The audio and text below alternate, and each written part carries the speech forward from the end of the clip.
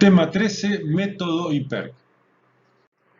Este método le pertenece, o al menos la referencia que estoy usando, le corresponde a la Superintendencia Nacional de Fiscalización Laboral del Perú. Esta es la referencia y este es el origen del método. Este método usa una fórmula que ya es conocida, lo que pasa cambia las siglas con que identifica las variables. En este caso el nivel de riesgo es igual al índice de probabilidad multiplicado por el índice de severidad. Probabilidad por daño.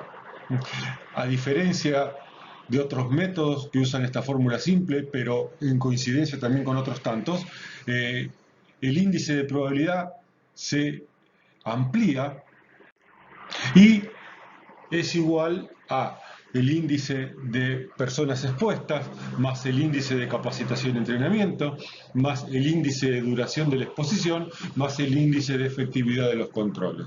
Por lo tanto, el nivel de riesgo va a depender del índice de probabilidad, que tiene en cuenta estas cuatro variables, por el índice de severidad. Índice de personas expuestas. Cantidad expuestas al problema que estamos evaluando.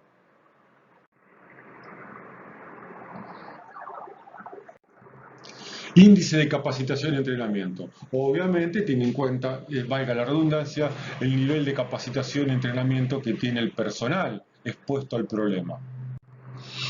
En este caso, la descripción que usa no me termina por cerrar, porque dice personal capacitado y entrenado controla el peligro, personal capacitado controla el peligro. Es como que en el segundo caso le falta el entrenamiento y está lógico, pero ya el tercero dice personal capacitado no controla el peligro, lo cual ya es decir una cuestión de bastante subjetiva, decir si el personal está o no controlando el peligro que estamos evaluando. Sí, el número 4, el cuarto parámetro, personal no capacitado.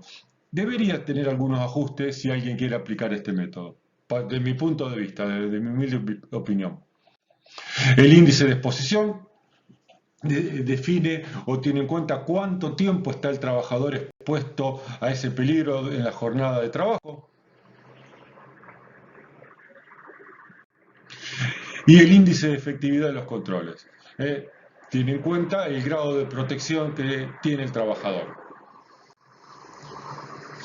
El primer parámetro, medida de control adecuada. El segundo, medida controla el peligro, pero no da una sensación de total seguridad. Existe una medida de control, pero no controla el peligro y no se ha implementado medida de control. Si alguien me pregunta, diría personalmente, estos 4 parámetros yo los redefiniría en cuanto a su descripción. Los ajustaría un poquito más. Pero es mi opinión nada más y no me corresponde criticar al método, sino explicarlo. El índice de severidad tiene en cuenta la magnitud del daño. En este caso es uno de los pocos métodos que separa lo que tiene que ver con los daños que produce un accidente, así como los daños que produce en la salud un accidente o una situación.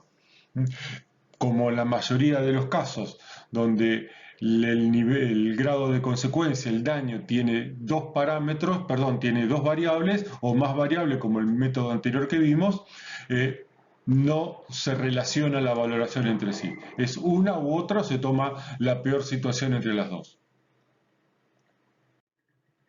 El nivel de riesgo, que es la suma de las cuatro variables correspondientes al índice de probabilidad multiplicado por el índice de severidad, nos genera esta matriz, este nivel de riesgo que nos da desde 64, que es intolerable, hasta 4, que es trivial, con cada uno de ellos la acción que le corresponde de acuerdo al nivel de riesgo.